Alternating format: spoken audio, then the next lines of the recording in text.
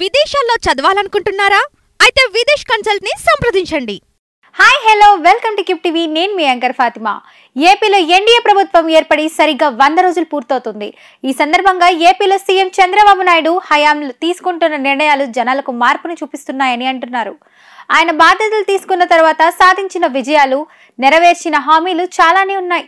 అందులో చూసుకుంటే మొదటిగా ల్యాండ్ టైటిలింగ్ యాక్ట్ ను రద్దు చేశారు. ఎన్నికలకు ముందు ల్యాండ్ టైటిలింగ్ అనేది ప్రజలు చాలా భయాందోళనలు పెంచింది. ఈ చట్టంలో భూమి మీద హక్కులు కోల్పోతామేమో అనే భయం ప్రజల్లో ఉండేది. దాన్ని రద్దు చేస్తామని ఎన్నికల సమయంలో కూటమి ప్రభుత్వం హామీ ఇచ్చింది. ఇచ్చిన మాట ప్రకారమే ఆ చట్టాన్ని రద్దు చేసింది. దాని తర్వాత కూడా చాలా విషయాల్లో సంచలనాత్మక నిర్ణయాలు తీసుకుంది. చంద్రబాబు సీఎంగా ప్రమాణ స్వీకారం చేసిన తర్వాత మొదటి సంతకం మెగా డిఎస్సి ఫైల్ పై చేశారు. నిజానికి ఆయన ప్రమాణ స్వీకారం చేసిన వెంటనే మెగా డిఎస్సి అనుమతిస్తూ తొలి సంతకం చేస్తారంటూ సోషల్ మీడియాలో ప్రచారం జరిగింది. దీనికి తగ్గట్టుగానే ఆయన చేసి చూపించారు. ఏపీలో నిరుద్యోగులు చాలా పెద్ద సంఖ్యలో ఉన్నారు. వాళ్ళు డిఎస్సి కోసం అంతకు ముందు కొన్నేళ్ల నుంచి ఎదురు చూస్తున్నారు. వాళ్ళందరి ఆశల్ని నిజం చేస్తూ వారిలో కొత్త భరోసాను నింపేందుకు మెగా డిఎస్సిని తీసుకొచ్చారు. దాంతో ఇప్పుడు యూత్ ఈ విషయంలో చాలా సంతోషంగా ఉన్నారు. ఇక దాని తర్వాత ఆయన రెండో సంతకం ల్యాండ్ టైటిలింగ్ యాక్ట్ రద్దుకు సంబంధించిన ఫైల్ పై చేశారు.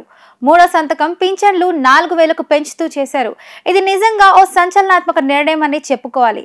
ఎందుకంటే ఇప్పటికే ఏపీ చాలా వరకు అప్పుల్లో కూరుకుపోయింది. అయినా సరే ఒకేసారి పింఛన్లు పెంచుతూ నిర్ణయం తీసుకోవడం అంటే మాటలు కాదు.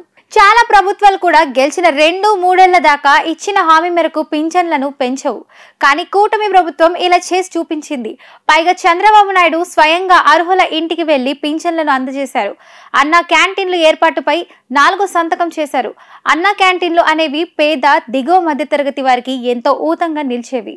అడ్డా మీద కూలీలుగా పనిచేసుకునే వాళ్లకు, ఆటో కార్మికులకు మధ్యాహ్న భోజనం రూపంలో ఉపయోగపడేది. వారి కడుపులు నింపుతూ ఎంతో వరకు ఆదుకునేది ఈ అన్నా క్యాంటీన్ స్కీమ్. అయితే జగన్ ప్రభుత్వంలో వాటిని రద్దు చేశారు. దాంతో చాలా విమర్శలు కూడా వచ్చాయి. పేదల పొట్టల మీద కొట్టారంటూ విమర్శలు రాకపోలేదు.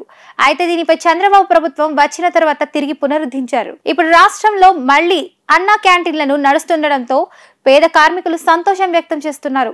ఇక 5వ సంతకం స్కిల్ సైన్స్ పై చేశారు. ఇక ఏపీలో ఉచిత ఇసుక విధానాన్ని తీసుకొచ్చి మరో సంచలనాత్మక నిర్ణయం తీసుకున్నారు. దాంతో చాలా వరకు మధ్యతరగతి వాళ్లకు ఇది ఉపయోగకరంగా మారుతోంది. వీటితో పాటు ఏపీలో జరుగుతున్న ప్రతి ఘటన మీద సీరియస్ గా స్పందిస్తున్నారు చంద్రబాబు, పవన్ కళ్యాణ్. ఏపీలో మొన్న విజయవాడ వరదలు వచ్చినప్పుడు చంద్రబాబు స్వయంగా పర్యటించి మరీ వసతులు కల్పించారు. సరుకులు అందించడంతో పాటు వరద ప్రాంతాల్లో అన్ని క్లియర్ చేస్తున్నారు. ఇలా 100 రోజుల్లో చాలా వరకు చేసి చూపించింది ఎన్డీఏ ప్రభుత్వం.